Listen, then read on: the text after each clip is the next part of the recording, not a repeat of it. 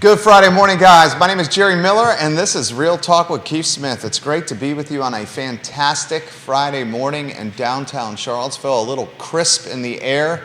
College football with the University of Virginia starts tomorrow, and I'll tell you what, I am happy. All my favorite things this weekend. Some pickleball, some squash, some college football, brunch, a cookout, some cold beverages, steaks on the grill, little shrimp on the bobby. Fantastic day to be alive here in Charlottesville and Albemarle County in Keswick, Virginia. Judah Wittkower is our STEAM director, a key component to the team. Judah Wittkower, I can't wait for you to get on screen. But before we do that, the studio camera, and then potentially a two-shot where we welcome in the distinguished gentleman, Keith. The strawberry did not work. I was staring at it going strawberry. Ladies and gentlemen. How are you, Keith? I'm doing great. A shout out to another event that's happening this weekend. Okay. About 2,500 ladies are running the women's 4-miler, which Mrs. Smith will be there. Nice. Running the 4-miler, and I will be on the other side of the hill doing a race to run, a bike ride to raise money for wounded warriors in Waynesboro, actually. Fantastic. Do that. Fantastic. Yonna Smith running 4 miles. Johnny Ornales, Que Pasa Chico. Cabasa. I'll give some props to his restaurants, Guadalajara and El Mariachi. Johnny, you know we love you, and we love your brands. Keith Smith, my friend, so you're going to be doing a bike race this weekend. Yeah. Quentin Beckham and I are actually going to do it. We're going to go on the other side of the hill and do a little bike riding over there. So I'm looking forward to it. The weather's going to be a bit chilly, but we'll see how that goes. We'll just do a little round about the city, so we'll stay away from the traffic from the game. But go Hoos. Go Hoos. The game is in Nashville. Look at that, you should be safe with traffic there.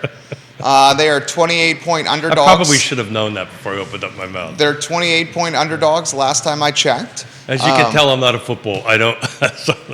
Oops. It's the home team. It's the home team. Yeah. I actually I'm more of a baseball, lacrosse, soccer guy than I usually don't go to the football games or the basketball games. But so, 309 Avon Street is listed. So this is a parcel. So just to put a picture to it for the folks that are not familiar with Charlottesville, this is right on the Belmont side of the new bridge that they're building, the Belmont Bridge.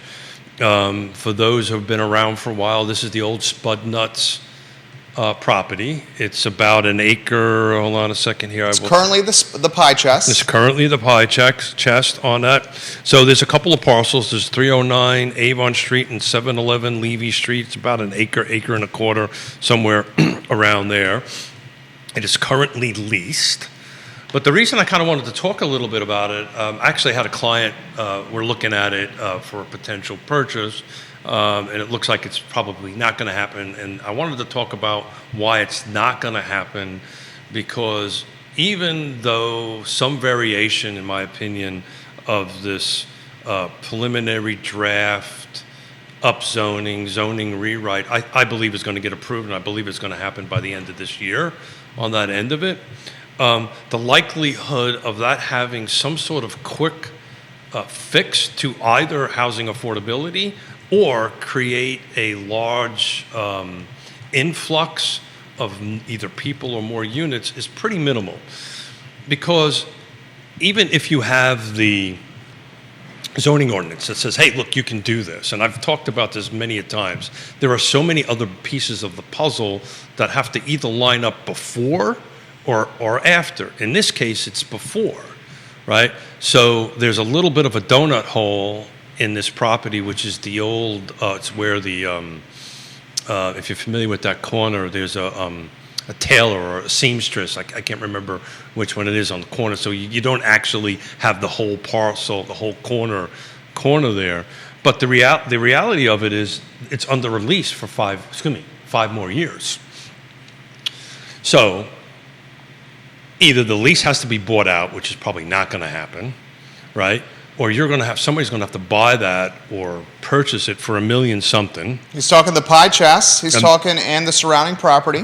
1,175 Is the list? is the list, Okay. which is actually not a bad price if the tenant wasn't there for another 5 years. Right.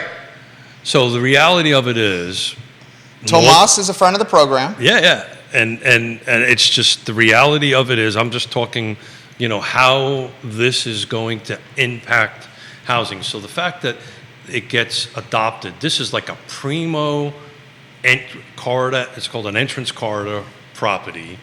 You can go 3 stories on an unlimited density. You have some commercial on the bottom of it. If you throw in some housing affordability, you get some additional height and additional density. Excuse me, there is no unlimited, but you get additional bonuses in it. And there's, you can read through the zoning ordinance to figure that all out. I kind of wanted to start off the show just to let everybody know, once that gets adopted, that doesn't mean this building all of a sudden, this parcel is all of a sudden going to become 3 stories, multiple units in it. It's either going to sit for a long time, right? Because if somebody buys it as a 1031 exchange, they're just going to buy it to sit on it because they need to park the cash somewhere, not pay taxes on it. Or if it's somebody who wants to actually develop it, they're going to have to buy it, wait the lease out, right? And oh, by the way, I looked at the lease the other day. I have to be careful. I signed a non-disclosure agreement, so I can't go into too much details. But the lease is not just the building, the lease is all the property. So you couldn't even leave the current tenant in there, build something adjacent to them, and develop some sort of plan around it until this lease is wrapped up. So I just kind of wanted to kick the show off with that a little bit, to kind of say, look, I think this is a good thing. I'm a proponent of this zoning rewrite. I think it's a good tool to move forward, but those who are out there opposing it, saying that all this stuff is going to happen overnight, it's just not going to happen that way. I don't think they're saying this stuff is going to happen overnight. Oh, that's what I'm hearing. I mean, That's what I got the neighborhood associations contacting me. Yeah. I think they're concerned of the potential of what could be. I don't think people realize, I don't think people are saying that upzoning is going to lead to density immediately. I think they're trepid about commercial coming to their neighborhood. I think they're trepid of what could happen to Airbnbs and homestays. I think that's on the table right now. I think you can talk about the influence of the show. 3 days ago on the I Love CVille show, I talked about homestays, on how actually it was Tuesday, how homestays were going to be banned in the draft zoning ordinance. Correct. And I literally did a thorough analysis of this. I saw counselors watching the program, and then Tuesday night at the Planning Commission, they said we need to pivot and do an about face, that homestays are essentially a way for some folks to pay their mortgage, and maybe we should ban them altogether. And literally what we talked about on the show was covered at the Planning Commission, because I watched it. 2 of them used the exact phrasing and wording that I was using, and then now it's back on the table as a point of consideration, but with more regulations around them. Well, so there's a path forward to that, and it's not in the current draft, at least that I've read, and maybe this conversation can help that a little bit. But one of the ways to help, if they really want to help, there's 2 sides to the short stays, and I've seen this out in Seattle and Portland. And let's face it, Charlottesville's getting expensive, right? I mean, it's the reality of prices are going up. So one of the ways for the Airbnb or the short stay is to help offset your mortgage payment so you can buy something a little bit more expensive. As far as housing affordability goes, the way they've done it in different jurisdictions that I've been part of this national cohort, particularly on auxiliary dwelling units, is offer some very robust tax incentives and connection fees and waiving, which the city can do, waiving all this stuff so that they can, if you rent it to 60% AMI and below, you get all these particular benefits. There's another way that it's been working out in Seattle and Portland involving the land trusts on it, which is a real outside of the box. But of the 400 and some odd pages, I don't see anything buried in there that speaks to that. So hopefully this may influence that conversation a little bit, but there are ways around that. there are ways to go ahead and keep the short stay and the Airbnb in and offer, if Jerry really wants to do this, then he has the tools available to do it if he really wishes to tackle housing affordability. All right, for the counselors and planning commissioners that watch the network, this is what all you need to do. You employ or you implement a software that studies and follows short homestays and Airbnbs. I'll even let you know what the software you could utilize is called. Judah, it was Granacus, right? Remember the phrase that we talked about on Tuesday? Yeah, Granacus, right? something like that. Granacus is a software program that you could literally utilize to police homestays and Airbnbs in the community. Currently, homestays and Airbnbs in the community are tied to the amount of days that you live at the property. You got to live there 180 days to be able to use an ADU or a basement apartment or a granny flat as an Airbnb. The reality is Charlottesville City Hall is not tracking Airbnbs and homestays in any capacity. It has no software programs at all. It is solely relying on neighbors to potentially drop a dime or call City Hall about a homestay. They're so understaffed that even when the dime is dropped, they still don't do anything about it. Spend a little bit of money, integrate Granicus, Granicus, into what you guys are doing, and that will help you literally police homestays. For example, one of the viewers that is an incredibly connected guy, Deep Throat, if you're watching right now, I'm giving you some props, lives in the Rugby Barracks Road neighborhood. He's got a couple of houses on his street, and we're talking multi-million-dollar properties. I enjoy seeing this guy frequently, having a cocktail. He has Diet Cokes. I have cocktails. And he said, there's homes in our street, on our road, that are multi-million-dollar properties that are owned by people that don't even live here. Mm-hmm. All they're doing is capitalizing on homestay potential and revenue associated with it, and then they have a place to stay when they come visit Charlottesville. They're UVA graduates that they can stay in for free.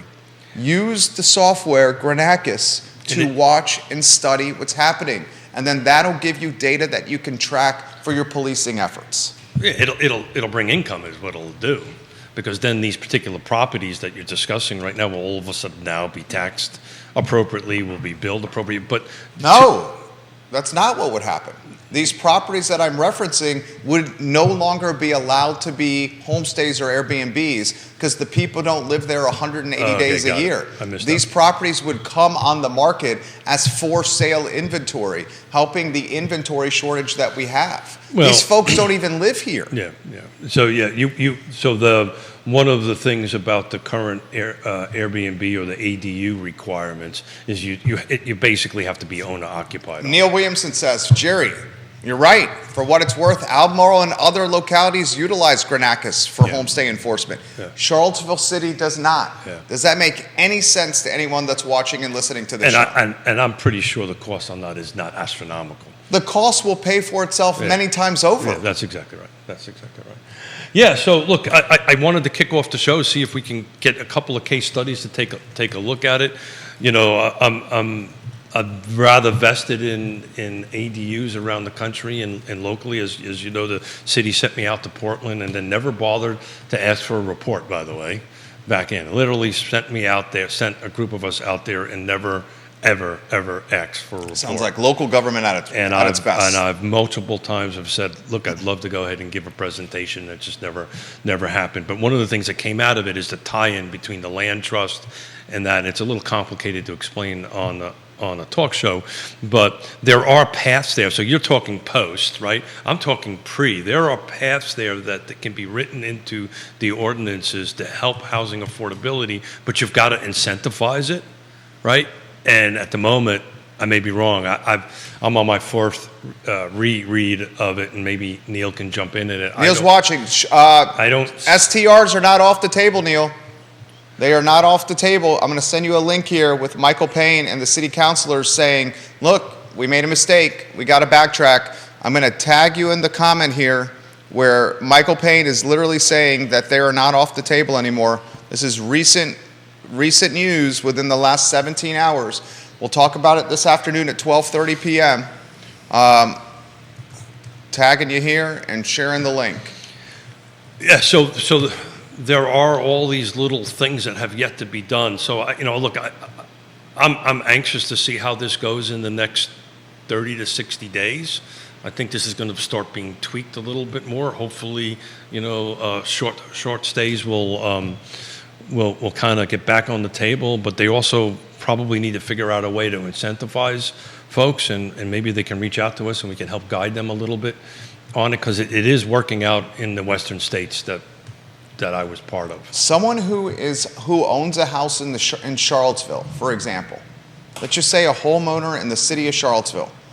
This homeowner who is literally living in this house 365 days a year should 100% be able to rent a granny flat, a cottage in the backyard, a basement apartment to help cover their mortgage. So one of the things that made a difference in these other locations, they actually removed a home ownership requirement in it, but they added these incentives on it, because part of the problem was the land trust couldn't do that because we weren't the homeowner. We weren't living there. The land trust wasn't living there, so the land trust couldn't go in and acquire properties and then turn them into, turn them into auxiliary dwelling units on it, because they didn't have the ownership thing. So they've actually changed that out west, and it upticked it, but it was the bait was the tax incentives for folks to go ahead and do it. And it helped on the gentrification, by the way. If they want to prevent gentrification from happening, which is a huge piece of the draft zoning ordinance and upzoning,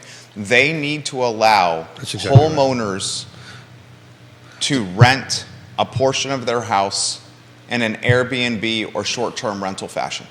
If they ban short-term rentals altogether, I'm talking local government, that will amplify gentrification, because those on the financial margin will not be able to maintain their homes. You know who does not use Airbnbs for their houses? Go ahead. Rich people.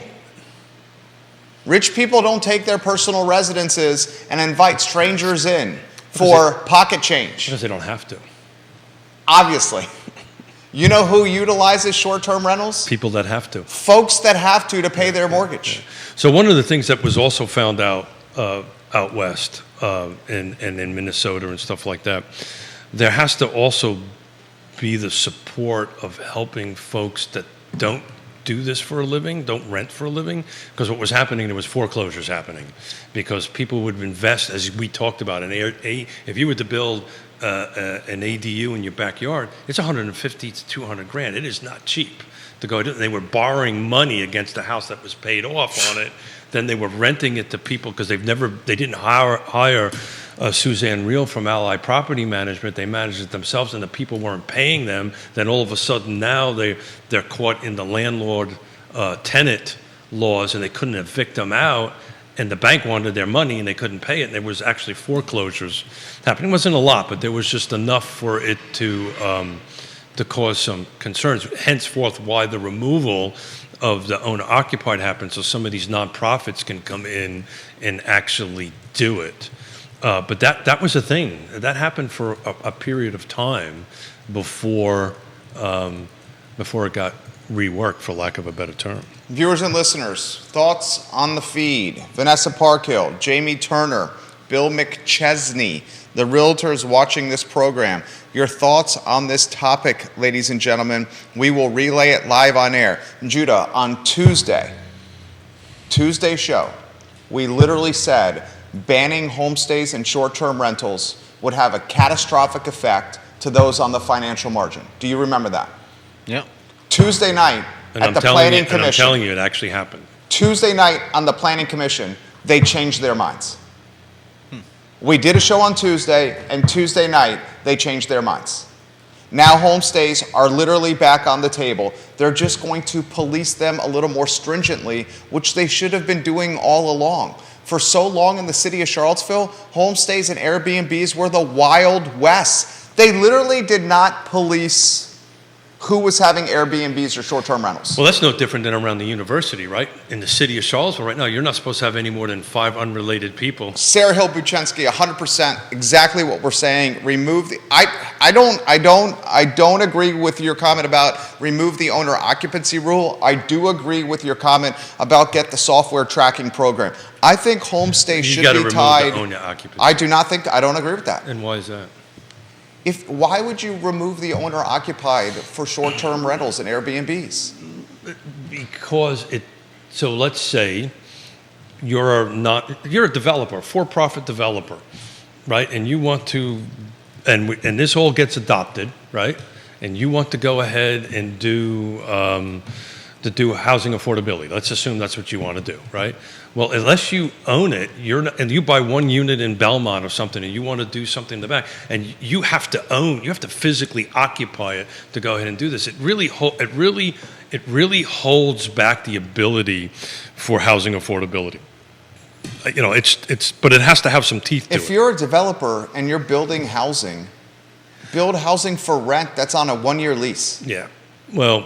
If you're a developer and you're trying to create housing affordability and you're building housing that's tied to short-term rentals and homestays, that's not going to create housing affordability. So what had happened, it wasn't rampant, but it happened enough that it had to take a look at it, that if the individual wasn't sophisticated enough to know how to build a unit, know how to rent it out, then you shouldn't be developing property. They got themselves into trouble. Right. So what our workaround on that was for the land trust, the land trust just leased the land underneath the ADU and went ahead and rented it out for housing affordability. But without that owner occupied being removed, that wasn't allowed. How, please explain to me, I sincerely mean this, please someone explain to me how an Airbnb or a short-term rental, as defined by 30 days or less, is going to create housing affordability. No, we're not saying the same thing. So I'm not doing a good job. Yeah. Here. So I'm talking about ADUs, auxiliary dwelling units, right? Okay. That's it. So in order for an auxiliary dwelling unit to be built right now on it, now this may all change all of that. I'm talking about not doing Airbnb. I'm talking about physically building the structure. Under the current ordinance right now, it has to be owner occupied. It has to be owner occupied to do an ADU. They actually have an ADU ordinance on the books. It says you have to do that. Now, if this gets adopted in your RA, you could do 3 residential units and you're done. It's done, it's finished. Now, what they're doing is they're layering in there and saying, okay, I'm going to get a 2-story home in Belmont. My brother-in-law's house, James, was on the corner of and my sister's house. It was a classic 4/4, right? It had a first story, second story. You could put apartment downstairs, apartment upstairs, and an ADU, an auxiliary dwelling unit in the back. That meets your 3. Thank you very much. You're done. You don't exceed the height limitations, right? But if you layer in that, if you go ahead and allow that ADU to be built, housing affordability at a tax credit, then people might end up doing a little bit more. I think under the current, I think we're mixing things up a little bit. The current ordinance for ADU says it must be owner occupied. I think once this is adopted, and Neil tell me otherwise, that goes out the window. Neil Williamson says this: if the Planning Commission or City Council makes significant changes to the zoning ordinance that is advertised, it may require an additional public hearing, he's right, further delaying the process. He's right. The city attorney said you can't advertise a horse and approve a camel. Yeah, he's the right. PC and City Council will get a legal opinion on September 12th in a closed session prior to the September 14th public hearing. So glad I don't have a bet on this. Dude, they literally have changed the rules. On Tuesday, they went with the draft zoning ordinance. So let's pick what Neil said apart, but you finish first. Tuesday with the draft zoning ordinance. Prior to Tuesday, they were completely going to ban homestays and short-term rentals. Yeah. On Tuesday's show, we spent the entire show talking about the collateral damage of banning short-term rentals and homestays. So we had planning commissioners and counselors watching us on Tuesday. And then in the Planning Commission meeting on Tuesday night, they said, if we do this, this is going to hurt people on the financial margin. We have to figure out a way to put homestays back in the mix and short-term rentals and Airbnbs. Neil, if they go from having no Airbnbs on Monday and no short-term rentals on Monday, and then on Tuesday night, Wednesday morning, they allow short-term rentals and Airbnbs, I would think that is changing the rules, which will further delay this process. The interesting thing about further delaying this process is Leah Puryear is going to come off council on December 31st, and Natalie Ostrin is going to come on council January 1. If this vote, if this entire thing is delayed until next year, then you have Leah Puryear, who's not really in favor of this, being replaced by Natalie Ostrin, who is really in favor of this. Yeah. And that changes the dynamic of the vote. So let's pick that apart a little bit. So, Neil, I don't have it in front of me. I do not recall the specific Airbnb, for lack of a better term, language in the current zoning rewrite. So the question that I would ask Neil is, does the current draft that's out to public that is going to be available for the public hearing, if it speaks to in that document that there will not be allowed any Airbnbs, Neil I believe is right, because that is a substantial change. That means it's going to have to be re-advertised, a new date set, and it will, to your point, push that further back. But if it's not in that document, if it's silent about it, it doesn't speak about Airbnbs and banning. It definitely spoke about it. So there is, I don't remember seeing that and I'll have to go through the 400 pages and find out in that document where it specifically says you are not allowed to have any Airbnb. So if it's in there, then on Monday, that was in the document. Okay. Well, I can't recite page and chapter and book because I was looking more at different parts of it than that part of it at the moment. So if there's language in there that says you are not allowed to do Airbnb, period, in that document, in that 450 pages or 25 pages document, and now they want to put it back. This literally was published. This was published yesterday at 4:32 p.m. by NBC 29. Okay. Who watches the show? I'm going to read verbatim. Homestay provisions will no longer be eliminated as part of Charlottesville's zoning code update.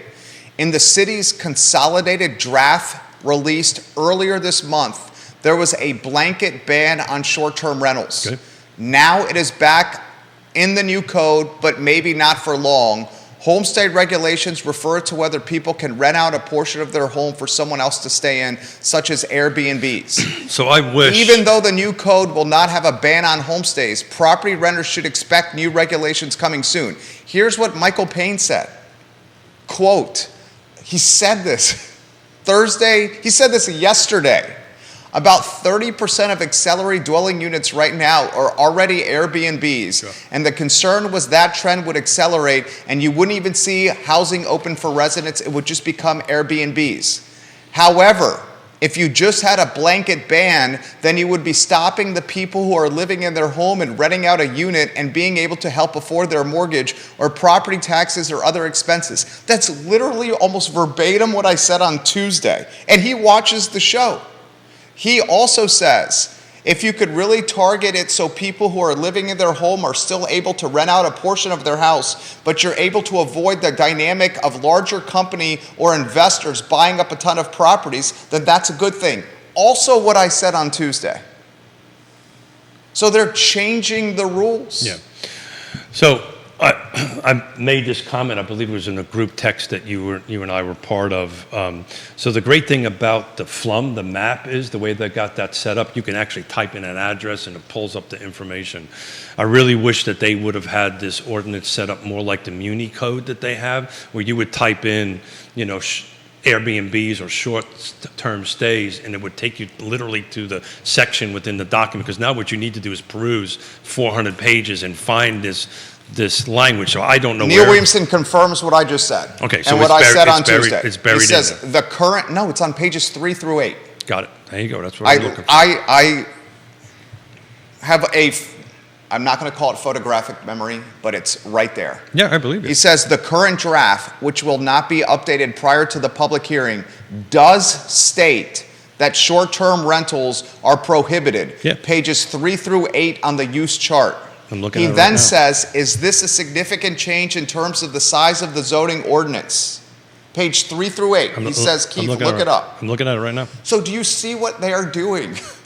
Well, They're changing the rules. They need to re-advertise this. Well, Everything should be delayed. so I'm reading it right now. So thank you, guys. I was focusing on C3s and different stuff, so I didn't get into that so much. That's the problem with 400 pages. You got to pick it all apart, and I do not have a photographic memory. But I'll tell you one thing: if they ever want to get sued, Well, amend this. I can tell you what's happening there if you want to know. No, I'm just telling you that The neighborhood associations are going to do that. yeah, they need to either hit the reboot button. Michael Payne, city councilors and planning commissioners. The associations are pooling their resources and are going to sue you guys. I know for a fact. Well, so if they do, I know this much. I've been through enough public hearings in my life to understand how this works. So if they're going to make a substantial change to the draft copy out there, then they need to amend that draft copy, republish it, right? Reset the public hearing, or they can hold a public hearing on the date, and then they can defer it. You know, there's a couple of tricks to the trade that they can go ahead and do. But to be fair and transparent, if it's going back in, then it needs to be put back into the document so NBC 29 can review it, Neil can review it, you can review it, I can review it, the public can review it, and be prepared to comment on it at the public hearing. That's the whole purpose of a public hearing. That's called local government. That's how it's supposed to work. That's how it's supposed to work. So I would think they're either going to move forward as it is and then let the public hearing happen and see how that goes, or they're going to hit the pause button. I don't know because of not talking to them one-on-one on this, but there is two paths there. The path is to just do it. You know, it's advertised, it's out there, have your public hearing, and there's a tactic there that you can let the public hearing happen and then make some amendments. But the fact that this is hotly contested and the fact that people are out there probably pulling capital together to go ahead. I'm in the meetings. I know that. Pulling capital together, I'm taking it from a different level, a little higher level. Pulling capital together to go ahead and do it, you better damn well make sure that this is right before you start moving forward. Because and the reason I'm in the meetings is because they know I'm opposed to upzoning and they know that I have this reach. Yeah. So they're like, here's what we're doing. Talk about it. Well, what makes this so well is I'm not opposed of it. I don't oppose it. I'm opposed to upzoning. I know you are. Straight up. Yeah. So, and that's good. That makes it back and forth interesting. But at the end of the day, you know, it's a great tool. It needs a little bit more tweaking. But if they got this far into this, that's our project. Go ahead. They got this, my new hearing aids are picking that up. Nice. If we got this far into it, right, of how long has this been taken? Years. And how much does it cost?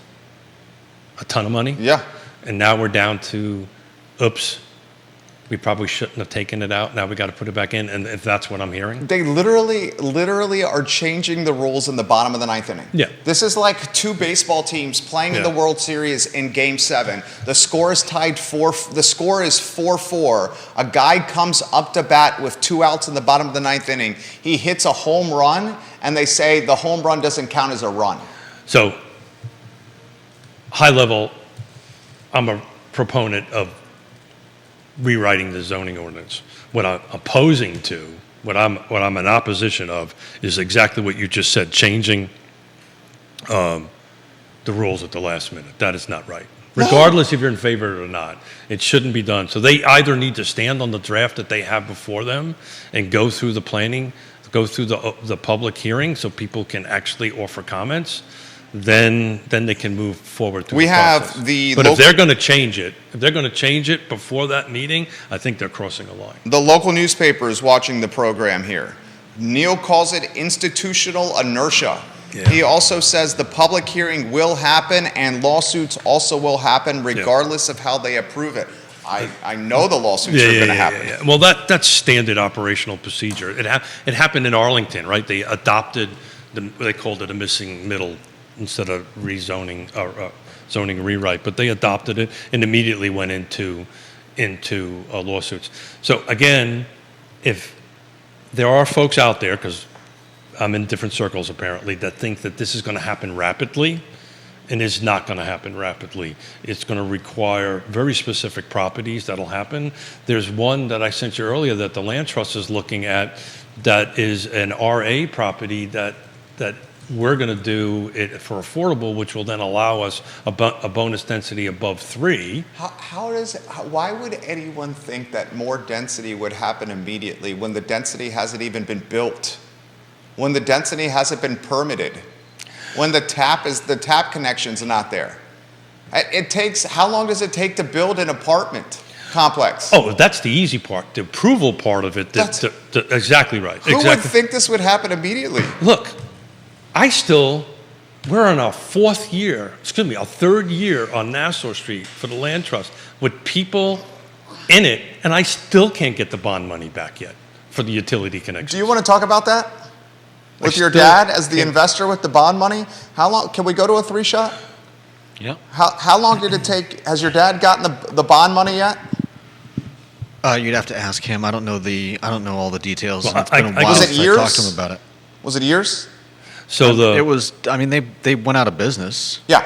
He was waiting on, his dad was an investor in a development company. Yeah. They were waiting on bond money. Yeah. They never got it back from the city, Yep. and they went out of business. Yeah. Actually, somebody who knows a little bit about this did a really smart thing with this particular thing and negotiated something that we actually did it with an insurance bond instead of an actual cash bond. So actually, we stopped paying our insurance, so that's kind of a weird thing. But anyway, you're 100% right. And I guess that's the point I was trying to make with the case study in the beginning of it, that the runway for this is not year. Not even 2 years. These are years. There'll be some small one, assuming it gets adopted in some variation of this.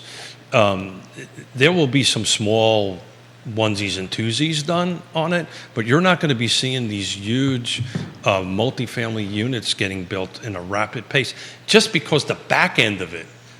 After you say, okay, I meet all the zoning ordinances, then you have all the site plan. To your point, utilities, right? I know this much because I was focusing on utilities. If you do an ADU, it has to have a separate utility connection. Right. Do you know how freaking hard that is to do? We should ask. That's just that portion alone. We should ask friend of the program, Wilson Ritchie, who today is the grand opening of Hogwaller Brewing Company. Bravo. Okay. The difficulty he had with underground plumbing at Hogwaller Brewing Company for his draft beer lines and everything else. He literally waited months. Yep. Well, that's actually good. It was easy. I mean, that's actually good. It took us a year and a half to get the permits for Nassau Street to build affordable housing that the city gave us the money to, by the way, to go ahead and do. But TV station down the street watching the program. Yeah, so just talk about the utility connection alone. A home, the same. Let's talk about the house that we talked about on Monday, right? On Monday's on property on Elliott Avenue, just recently sold. Has a little. It's impending. Has a little tiny little something in the backyard. It has a alleyway, so it's accessed. So that could be grown into some sort of ADU, auxiliary dwelling unit, regardless if it's for long-term rental or Airbnb. It doesn't really matter at this point. That the process is the same. To connect that into water and sewer is extremely expensive. Because I actually walked the property again since Monday, right? The sewer main is across the street. The water main is across the street. So you've got to run a water line and a sewer line from that building all the way along the side of an existing building, open up a street, make a tap. And oh, by the way, some of these lines are like clay water lines, or sewer lines, excuse me, that fracture on you. So you've got to make all those connections, pay the connection fees, bring all the way back, which is tens of thousands of dollars for a little 400 square foot something. And this is why I've said Oh, by the all way, along. it also needs to have its own electric meter. So you got to have your own water meter, your own electric meter. It has to have its own address. And all that process, what does it take for all that process to happen? It's just costs a gazillion. It's forever. And this is why I've said all along that upzoning will create no affordability. Instead, it will backfire and it'll create expensiveness. The only way upzoning will create housing affordability is it has to be incentivized. That's the only way it's going to happen, because it's just not going to happen any other way. We have elected officials literally watching our show right now. Yeah. Yeah, and I'm a fan of it. Literally watching the show. It's no different than the conversation you and I had about Fluvanna County trying to up its density on R4. I'm pro-housing, always have been pro-housing. I am unabashedly pro-housing. I haven't figured out a way to check this stat yet, but I believe we're in such a housing crisis we haven't seen since the end of World War II, as far as product, as far as number of homes that are available to buy. I can't prove that. It's just, I'm researching it. I'm trying to figure out how to do that.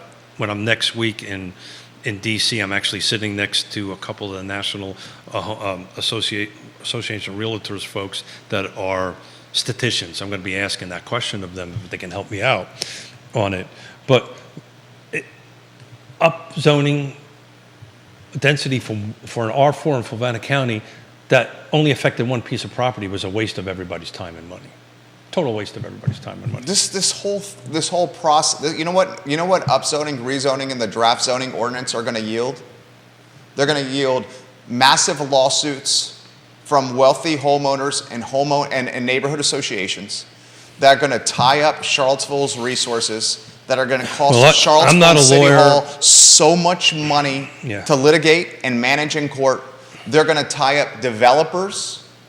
The developers are just not going to do anything. Developers are going to buy up stuff and just hold it. Yeah, that's exactly right. So taking property and land off the market. Yeah. So this is going to backfire. Backfire is a big word.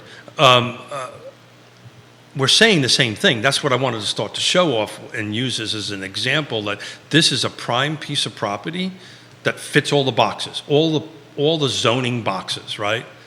Except it's got a lease on it that isn't going anywhere for any time soon. Yep. Except it's got a donut hole in it that's going to have to be acquired.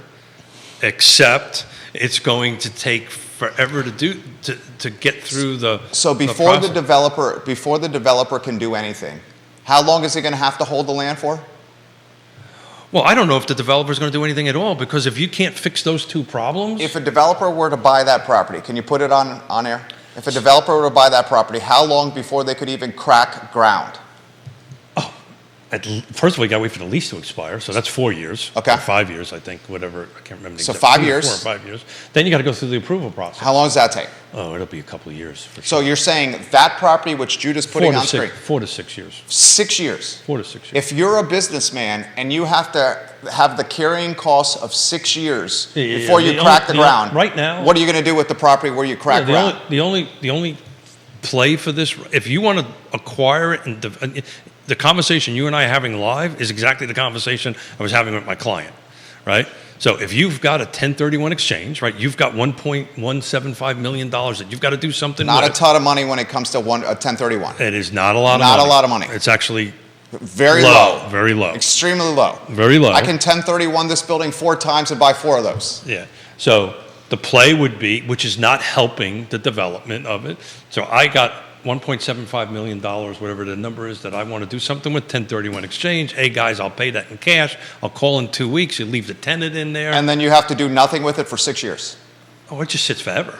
That's what I'm saying. It just sits forever. And then what happens when, in 6 years, when you do decide to crack ground and build something? Oh, then you turn around and you sell it for a bunch of money. Does anyone think that they're going to create affordability when they go and crack ground? Yeah, so I don't want to be Pollyannic about it, but I put a lot of time and energy in it. I will continue to put a lot of time and energy in it because I believe it's the right thing to do, to go ahead and help housing affordability.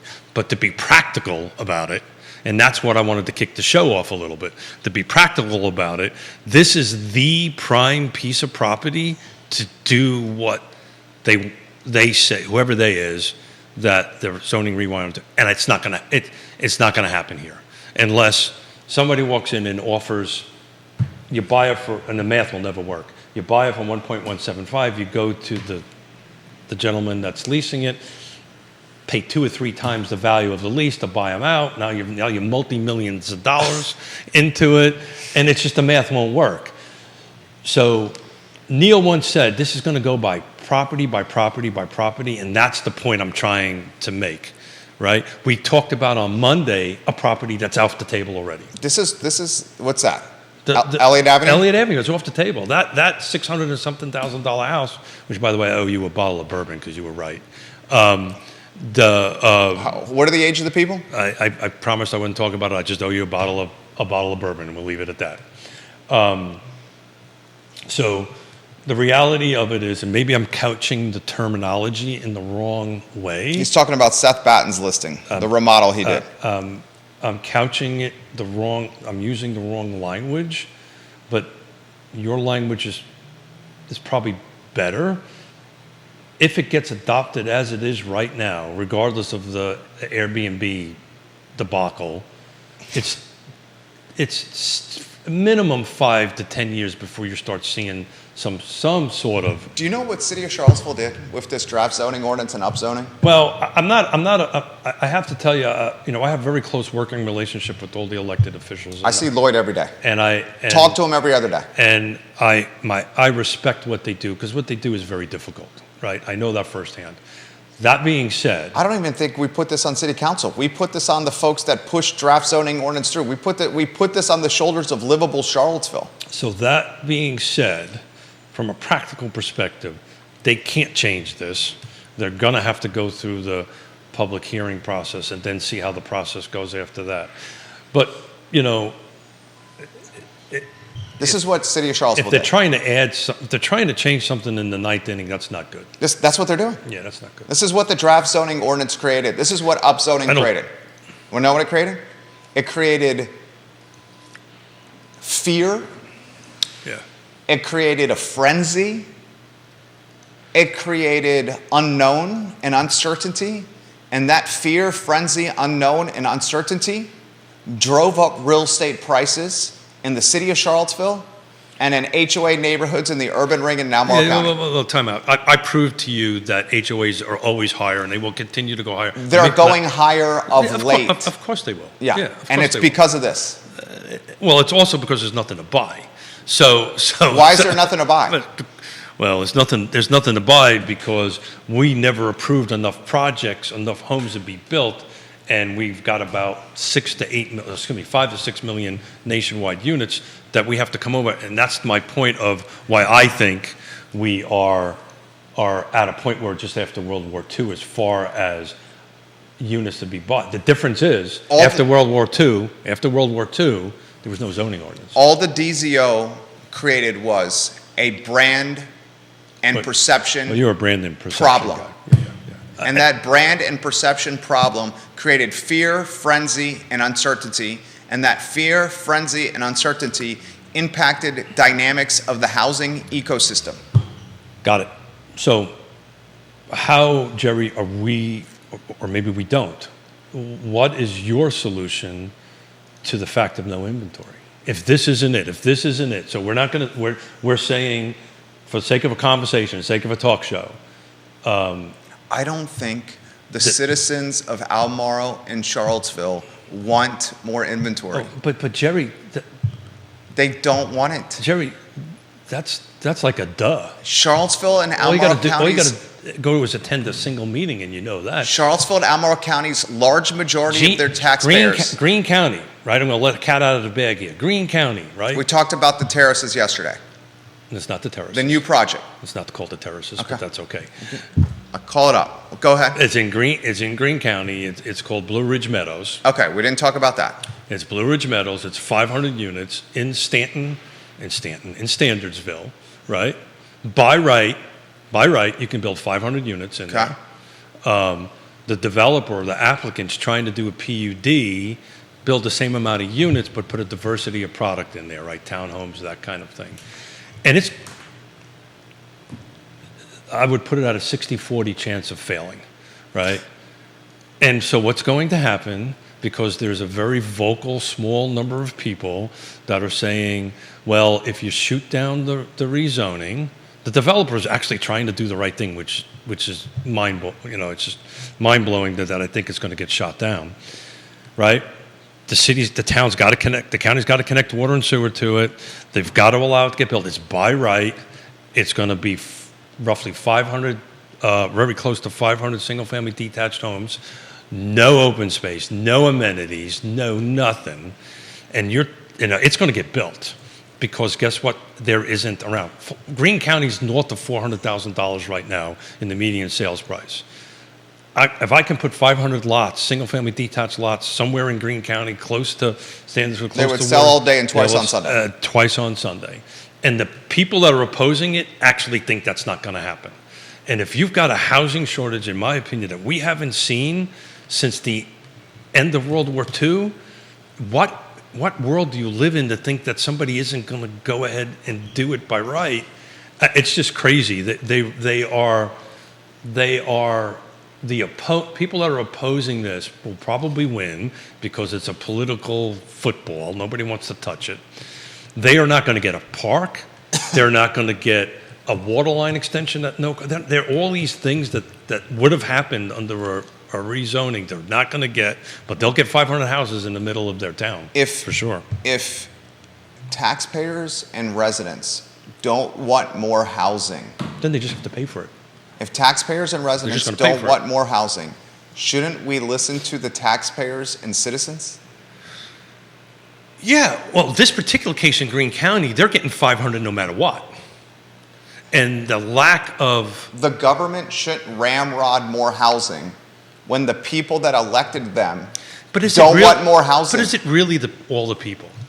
Is it really all the people? Or is it really just certain... I can tell you in certain places that I work, the groups are not that large. And Neil says your tea leaves are correct. It's going to fail 3-2. Oh, yeah, without doubt. Without doubt. And that's okay. They'll when it fails, I'll show you a picture of what it's going to be, and it's going to be really ugly. I mean, it's what Chris Fairchild said. It's what Donna Price has said. It's what Diantha McKeel has said. It's what B. Lepisto Kirtley has said. They voted us into office because they don't want this. So we have to listen to the people who voted us into office. And yeah, you know what? And that's okay. God bless America, and that's what it is. That's how democracy works. But I got it. But don't complain that my taxes are going up. Right? I would hope they realize that. But they don't. That's on them. Don't complain I don't have the services, right? Don't complain about those things. Then that's fine. And look, we sell and buy real estate. This is what we do for a living, right? And you're in the real estate space and all that stuff. We'll do well, right? It's just, it's just interesting. The way Levittown came about after World War II, the way all these developments happened after World War II, they happened because there was no zoning ordinance. There was no zoning ordinances. So our zoning ordinances in our area, depending on the county you're in, was adopted somewhere between very late 60s, 68, 69, and early 70s. I can speak to Fluvanna County, it was in 72. So anything prior to 72, there was no zoning ordinance. You just built the units. That's how Lake Monticello came around, by the way, folks. Right, 4,500 lots, there was no zoning ordinances. Somebody went in, took a risk, and built a subdivision in there on it. There was no public process. There was no nothing. There should be zoning ordinances. I'm just telling you how one would ask how Levittown came about, how all these big developments came about after World War II is because there was no zoning ordinances. The reason there should be zoning ordinances is because we have to manage citizens and density so our infrastructure can keep pace with said citizens and density. And you're the libertarian. If we just have, anyone can live and build anywhere you want, how the hell are the schools who can't even bus kids to school? We don't even have enough school bus drivers. Yeah, we don't have enough. That's because you're not paying them enough, because the taxes need to go up to pay the more people. That's the point you're making. The highest hourly rate in Central Virginia. Yeah, you're making my point. That's what's going to happen. The taxes are just going to keep on going up. And if everybody's comfortable with that, then that's cool. I would bet you if you went to the population and said, do you want more density or do you want the taxes on your rooftops to get higher? The large majority would say tax our rooftops more. Just because they can afford it, but the people that can't afford it, like my mother and father, Are going to move into your basement. because we're blessed and we can do that. Yeah. But what if they don't have a Keith and Yonna? There's no obligation there? That's the evolution of life. Okay. You're saying what you're basically saying is, I'm not saying that at all. you're saying the government, the elected officials, should do the opposite of what the people who put them in office want them to do So have you ever actually attended these meetings? all the time. Yeah.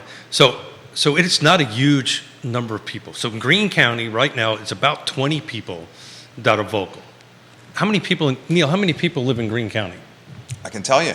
Yeah, it's probably 17,000, 15,000, probably somewhere along those lines. Livable Charlottesville, who's No. Stay on Greene County. Greene County's Greene County's population is 21,000 people. Got it. So there's, let's call it 25 people at the most, because I'm seeing all the emails, I'm seeing all the letters, I'm seeing all this stuff because it's all public record, and I did a FOIA to go ahead and see it.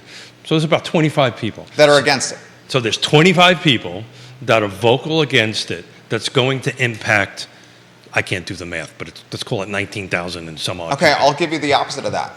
Livable Charlottesville, who's pushing upzoning through, is about 63 people. Yeah. 63 people with the organization Livable Charlottesville have taken the draft zoning ordinance to this point. I think that's not exactly correct, because the city jumped in and went and... Because of Livable Charlottesville. Well, yeah, correct. And that was, and Neil will have to chime in on it, and you know it better than I do. That just didn't happen in a vacuum, right?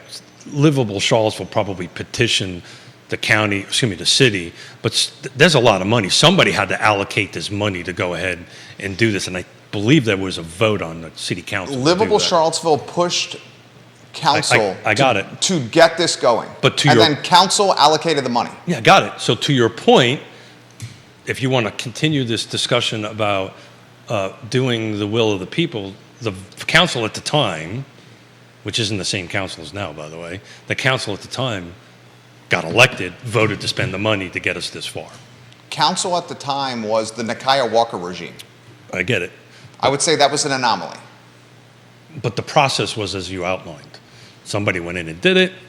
So out in Greene County, there's a developer trying to do something to change it, all that stuff. There's people that are opposing it. But I can assure you, it's a very small group of people. And one of the things... Neil Williamson just said Mayor Walker made the decision to start over. Yeah. That's what I just said. Yeah, but there had to be a majority vote on the board. At that time, council was scared of her because they didn't want to get labeled, you know what? Of course. The political realities at the time were the political reality at the time. I'm just making a Captain Obvious statement. There had to have been 3 yes votes to spend the money. And however they happened, there was 3 yes votes to go ahead and do that. But it's interesting, if you go ahead and take a look at the people that are opposing this project in Greene County, they're my age and up. You don't see a lot of young people. And some of the young people that are watching on here, that I would love to know what their feedback on it. Do we need more housing? If they think, hey, we don't need any more housing, which statistically you don't hear, right, on it, then that's one thing. But look, housing prices are only going to go up. We're 5 to 10 years in inventory. If none of this gets fixed, if none of this inventory of the ability to go ahead and build more gets fixed, that is closer to 10 years than 5 years. My prediction is going to be right. So all the homeowners have more value in their houses. Absolutely. Prices get more equity. Prices are going to go up. People are going to be left out of the game, right? People that can afford it will be in the game. People that can't afford it won't be in the game. You know who? By the way, thank you for doing this. Oh, you know who doesn't? Absolutely. This is absolutely. I we're love having this. a blast. We have 3 media outlets watching us here. Yeah, well, this is fun. This is not Batman and Robin fun, but this back and forth debate I'm enjoying. Yeah, it's fantastic. There's 3 media outlets literally watching us on the show right now. Sure. Literally. Yeah. Okay. So you know who wants the draft zoning ordinance to fail? Stanton, Augusta, Waynesboro, Orange, It's interesting. Louisa. It's interesting you should say that. Fluvanna. Well, no, not Fluvanna. Fluvanna wants the draft zoning ordinance to fail because what will happen if the draft zoning ordinance fails? The values in Charlottesville will continue to rise, and as the values of Charlottesville continue to rise, people will be pushed out of Charlottesville, and they'll go to the surrounding counties and buy up inventory, which will drive up those values, and it's going to create a ripple effect. And that rubber band is just going to grow and 100%. grow and grow and grow. Yeah. So I thought you were coming from a different approach because some of these other jurisdictions are more receptive to this zoning rewrite, and they might end up. Fluvanna's not one of them, but there's some of the jurisdictions on the other side of the mountain that are a little bit more receptive. Who? Augusta's been very aggressive on allowing development come in here. Waynesboro's been very aggressive. Augusta's only problem is there are no jobs there. They just come here. That's what I'm saying. Yeah. So they'll provide the housing, right? And then they're just going to drive over the mountain. They drive over the mountain. They'll get the residual tax income from that, from spending money at the stores and restaurants and all that stuff on the other side of the mountain. But they'll come in there. But this rubber band will just keep on growing. Marjorie Nye has a comment. And I gotta say, I might be changing my mind on Buckingham here in a little while. Dude, I've been bullish on Buckingham because it's the last bastion of affordability. Well, so it's interesting. I was reading an article this morning. And those who have been in the market for a long time, like myself, have heard this for a long time. Because I've got two projects I'm helping, commercial projects I'm working in Goochland right now. You're starting to see Goochland, Louisa, and Bumpus, right now, pull up Bumpus, Virginia. Believe it or not, Bumpus, Virginia, you can't touch anything in Bumpus, Virginia under $350. Bumpus, Virginia. Used to be able to get that 150, 200 grand, something like that. Marjorie Nye watching the program on Yonna's page. She says, Keith, Levittown cannot really be compared to Lake Monticello. Levittown cannot really be compared to how Lake Monticello was developed because Levittown's plans had the things we currently zone inherent in the design required in neighborhood walkable elementary schools and pools in each section. The lake just happened. Well, actually, I don't want to disagree, but the Lake Monticello, thank you for making the point, by the way, because Levittown, by the market, right, because they weren't told to do that, by the market, they created walkable communities, they built schools, they actually created a whole town, and 100% right. There's 4,500 versus 50,000, 100, I can't remember how much Levittown was on that. But Lake Monticello, original, if you go ahead and dig into the original documents, and I know it because I've got them from 1968, it was a vacation community. It was never intended initially to be a bedroom community of Charlottesville. Launched by whom? Mr. Faulkner. Actually, and I know this intently because where I live in the acres at Lake Monticello, which I developed, was zoned I-1. It was an airstrip. It was an airport. It was zoned to be and set up to be an airport. In the original documents, it was set up that people would fly from Northern Virginia or wherever to land there, store their planes there, play golf, hang out on the pool. If you go and take a look at some of the original homes built in the 60s and the 70s, they're all the kind of Pocono-style chalets, vacation homes. Then it became a retirement community that get a bunch of Yankees in there, and then it became a bedroom community, and now it's kind of more of a bedroom community of Charlottesville, but it changed quite a bit in 50 years, and I've been there 35 of those 50 years.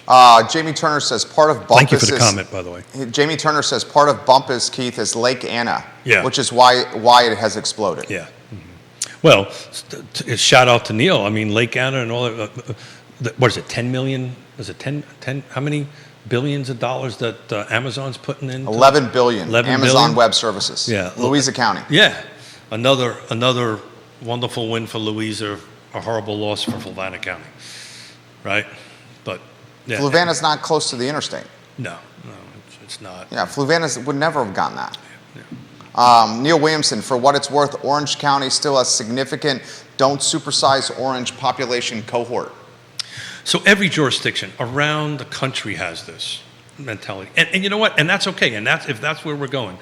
You know, I wanted to attack a little bit of this 5% thing. Yeah. Right? So I think, and I think the world... You're talking Albemarle County? Thank you. I think the world of all the Board of Supervisors and the elected officials. I understand the hard work that they have to go through. But at one point, I was really excited about the fact that we're talking about amending this commercial zoning ordinance, or potentially, so to allow residential. The downside to that is you're never going to get the 5% increase if they do that then, because the political cover is going to be, well, now you can go ahead and change the commercial into residential and we don't have to do it. I've on record and have spoken to them individually. That 5% is not 5%, and that 5% does need to be grown, but the likelihood of that ever happening is... I don't agree with that. You think it's going to happen? You think they're going to... No, I don't think we should expand the 5%. Okay. The citizens who vote these people into office don't want it expanded. If we vote people into office and then elected officials do the opposite of what the people voted them into office did or want, that is not democracy. That's called politics, but that's a different story. If you vote someone into office and they win in a democracy, agree, 100%. Those who 100%. get voted in 100%. should do what the populace wants. 100%. I've got the scars to prove it. I defended everybody's right to do that, so I can speak to some authority on that. So you're 100% right. There's 1,000. Let me finish, please. So then just vote new people in. Yeah, just vote new people in. Somebody once said, who is this guy? Elections matter. Who is this guy? Neil, there's 1,000 joke. children. There's 1,000 children who cannot ride a school bus to school. Mm-hmm. Yep. And then you have jurisdictions like Nelson County that are decreasing. 1,000 kids cannot get to school on time. So elections matter. If we can't get kids to school on time, how can we possibly welcome more kids to the schools? Okay, I get it. So then no new development's going to happen. Prices are going to go up, which is fine, right? Only a certain amount of folks are going to be able to. We get this on the show all the time, right? Where am I going to go? Where am I going to buy? How am I going to sell? All these kind of great questions. And you're just making my argument for me that, look, this is going to be this way for the next 5 to 10 years. I don't see this changing at all. It's going to have to take an election cycle to change, or two, to do it. Oh, and then, by the way, even if that does happen and this gets approved, it's going to take years to get through a rezoning. You're not going to see smart development out in Greene County. You're going to see dumb development out in Greene County, unfortunately. Same with Fluvanna. And 100% same in Fluvanna. What you're going and by dumb development, I don't know if that's the right phrase there. Oh, I can tell you in Greene County it's dumb. You're saying it's sprawl. No. So you're saying by right. So those in Greene County who think that if the PUD does not get approved, that the developers and the builders and everybody involved in it is going to go away is smoking something funny. Because there's just no place to go. Name a piece of property in our area that by right you can build 500 units on it. There isn't one. Phase 3 Dairy Market, Chris Henry, no, 400 apartments. I'm talking about single family detached, so thank you very much. Yeah. If this gets approved, it's all by right. But right now they have to go through. Because Chris has got 400 apartments he can do by right once this is approved, the draft zoning laws. Assuming it gets approved. Gets approved, it's by right. They don't have to go anything. Do it whatever he wants. It's I can tell you, it's CX3. No density restrictions, 3 stories, 44 feet maximum height. Building width maximum is 275. You can just go pull up the pages on CX3 because that's what that property is. And they don't have to ask a damn permission from anybody to do it. But in Greene County... Tim Carson, hello. Hey, Tim. To get that kind of density, there are, in the car footprint, there is no by right parcels available. The mayor watching. Kelsey. Hey, Lloyd, how's it going? Says this. Keith and Jerry, this is one of your best shows yet. I love this back and forth dynamic. You guys are covering content that's incredibly complicated and doing it a way that's high energy, where you guys play one side of the argument against each other. This is what we're looking for. Jamie Turner says this. So much land in Orange County is owned by about 5 families. Yeah, that's true. Those parcels will never be developed in my lifetime. As Neil says, landowners have rights. Jamie Turner also says, now the Locust Grove side of Orange County is different. Lots of development over there. Jonathan watching the program. I absolutely love the energy of this show. I'm watching you guys on my Peloton right now. There you go. Who's the Peloton instructor you're watching, Jonathan? But he's not. He's watching us. Come on, keep your pace up. Let's go. Let's go. Yeah. Bill McChesney. Lake Monticello was saved from its trickle fill by Hurricane Camille. That's true. Bill McChesney. When is the proposal going to come up for the Afton Card Tunnel? That's interesting. A lot of people don't know about Lake Monticello, but the bottom of the main dam is a dive site with a bunch of construction equipment that they couldn't get out because Camille filled it up in a certain period of time. But it filled up pretty darn quick. Jennifer Which was in Craling. 1969, folks, just to put it in perspective. Jennifer Craling watching the program. I agree with the previous commenters. I love the sparring and back and forth, especially in the morning when we're all looking for energy. Good work, boys. Thank you. I got the large coffee today. Woody Fincham says, allows short-term rentals and tax them under hospitality rates. Require inspections as a hotel would have to abide to. Woody Fincham also says, every rewrite should have an exposure draft posted for a public commentary period. That's pretty standard. Yeah, he's 100% right. And back to his comment on that, you have to either incentivize them or penalize them in either case. So to your point, this app would penalize them if they are doing it illegally, but you have to incentivize them to do it correctly. This has been a lot of fun. It's 11:32. I love realize that. I love it. Viewers and listeners, we are not going to get to these comments. I will save the case study that's on the feed for Monday's program. Jamie, we're not working Monday, sir. Oh, I will save it for Wednesday's program. That's absolutely right. And I will not be here on Wednesday. So Scott, we'll save it for Friday. Yeah, Friday I will save be it for back. a week from Friday. Yeah, I'm up in D.C. Giving some presentations and getting an award up in D.C. The case study is on 501 North Main Street in Gordonsville, if you want to take a look at it. 501 North Main Street in Gordonsville. Jenny Stoner, Johnny Pritzloff, and Josie Williams of Tallheimer have that listing.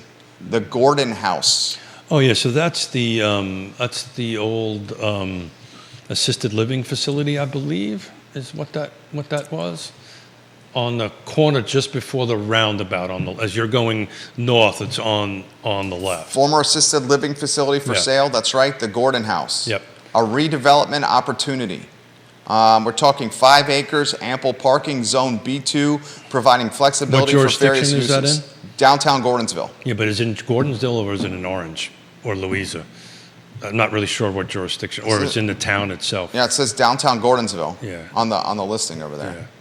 Yeah. We'd have to look into it. So I will dig into that a little bit more. That's been on the market for quite a while. I can assure you that. I'm familiar with it that much, but I'll take a look at it and see. We will do that on Monday because you've got a show coming up here. So. The Main Street town of Gordonsville has been put on the feed. Thank you, Jamie. And he follows up by saying this. Over time, I've been tracking Mr. PBM reducing his footprint in Gordonsville. Could be an opportunity, but also makes me pause and think, what does he know that we don't know? And he says, you always follow the smart money. Neil says that was a hospital first, then became an assisted living facility. That's right. Neil's got Well Hung Vineyard, a restaurant there that you guys should support in downtown Gordonsville. It is well worth the stop if you drive. My wife and I are going on date night tonight. We may go to downtown Gordonsville. Yep. Judah, anything you want to add, sir? No. Keith, anything you want to close with? No. I just we walked in with not much to talk about. I just wanted to do a quick case study. The viewers and listeners are loving this. I wanted to take it from a different perspective. I think at the end of the day, we may be on two different sides of it. Well, I know why you want more housing and more inventory. That would do me a disfavor, what you're thinking. I generally believe, and you know me well enough to know when I'm saying this, I generally believe that this is the right thing to do. Happens to also be the business I'm in. I get that, and I understand that. But I believe more housing is probably a good thing, but probably not going to happen. And then I genuinely believe that politicians should do what the people that put them into office want them to do. We need to save a show for that, because if politicians go into office based on a platform they're elected upon and then change that platform, that's what's wrong with politics. Yeah, well, so what's wrong with politics is you get people that are run for office to get in that don't understand what the hell the job is, and then get into it and find out that they can't do half the stuff that they said they were going to be able to do, and then all of a sudden there's a whole reality of it. But look, at the end of the day, it's a thankless job. Well, that's why a lot of people have, that's why a lot of people have said, dude, having Pruitt run unopposed in the Scottsville district is very concerning to us. I've maybe 300 houses in my neighborhood have contacted us and say, why are you not doing this and you're allowing this guy to run unopposed? That's a scary thing, isn't it? I had a viewer and listener of this program that was a former client of yours get angry with me for pulling out of this election. Yeah. Sorry to hear that. Literally angry. And I understand his frustration. Well, but I have to do what's best for my family first. That's it. I'll tell you what. I'm for my family I'm first. telling you, I ran for office in Fluvanna County, and it's personal. People, I didn't win because I've got a funny accent, but people were personally attacking my children. It wasn't because of that. It's because our kid wasn't sleeping. And it just didn't make sense for me to be on the campaign trail away from my wife when my kid didn't sleep for 7 straight months and she already had her hands full. It wasn't fair to her. Wait till the personal attacks would have happened. No, I deal with that on the I Love CVille show all the time. Yeah, but when they start bringing it to your family, that's a different story. Jamie Turner, it's funny you say that. The Prez new restaurant on Main Street, my wife literally sent me a screenshot from Prez des Prez, and I'm messing that up. It's a French restaurant. How do you say this? Are you on your mic over there? Because language in French. Près de près? It's actually really good. You should try it. You've tried it? I've eaten it many times. Okay. You'll like it. Well, it opened 5 days ago. Oh, no, because it was a French restaurant before that. It's had different iterations. Of Okay. that restaurant. Yeah, this Près de près? This is under new ownership, but it's been a French restaurant in there for quite some time. Jamie will attest to that. I can't remember the name before it, but we've eaten there a bunch of times. Yeah, it says, our family just opened the French-inspired restaurant in Gordonsville. We had our soft opening last night, and we're looking forward to opening this Wednesday. If it's the same building I'm thinking about, it's like almost directly across from, not direct from the Ice House, maybe a little bit up on the opposite side of the street. But Cute little restaurant. The suggestion he suggested is what my wife sent me last night, which is, the man knows the town well. Thank you, Mayor Gordonsville over there. Dude, I think we got something here. Yeah, good show. Thank you very much. It was a lot of fun. We're all out on Monday because of Labor Day. Yeah. Enjoy your hot dogs Judah, and you're stuff going to like have a little 3-day, did you know it was Labor Day on Monday? now. We talked about this, sir. No, I'm talking with Judah. Oh. Yeah, this is Judah. That's Judah. Yeah. Is that Judah? Hey, Judah, look at that. Judah, yeah. Judah, how come you didn't dive in this conversation? Are you on a 3-shot over there? A little beyond my depth. What are you going to do for the 3-day weekend? I think are you you're on a going to get 3-shot? this at the noon show. Yeah. 3-shot? Yeah. What? Nothing. I'm going to behave. Yeah, and Wednesday I'm out up in D.C., but we'll be back on Friday, and I'll take a look at the Gordonsville property on that. I'll call Mr. Pritzloff up and see if he can give me the skinny on it. Watches the show. And what we can do. But thank you, everybody. Have a good Labor Day weekend. Wish me a little bit of luck tomorrow. Good luck on your bike ride in Waynesboro. Thank Yonna you. Smith, good luck on the 4-miler. 4-mile for the ladies out there running. You go, girls. The Labor Day golf, tennis, pickleball, and squash tournaments this weekend. Good luck to everybody that's playing in it. Good luck to you and your bride. Thank you. And so you guys do well on the court together? Oh. Yeah. I'm an extremely competitive individual. So I am. She's more looking to have fun. That's exactly right. I'm not allowed to run. I'm not allowed to run or bike or do anything with. She's doing it for enjoyment. I'm doing it to win. Now, Yvonne, on the other hand, her and I do this all the time, and we're a little bit competitive because she's a former Division I athlete, and I'm an old guy, and she tries to drag this old man up, out and about. But anyway, 11:39. Thank you. Absolutely. Thank you, everybody. Show was killer, guys. Pulled down Real Talk, right? The partners. Without them, we couldn't be doing this, so please support them. Please. RealTalkWithKeithSmith.com. RealTalkWithKeithSmith.com. The show is presented by Yes Realty Partners. I've seen it firsthand what Keith and Yonna Smith do for families when buying and selling houses. I absolutely have seen success stories with Keith and Yonna Smith and Yes Realty Partners. For Judah Whitcower and Keith Smith, the I Love CVille show is up in 50 minutes, and it's going to be a great one. Take care, everybody. Thanks, gentlemen. Yeah, I had fun. It was a lot of fun.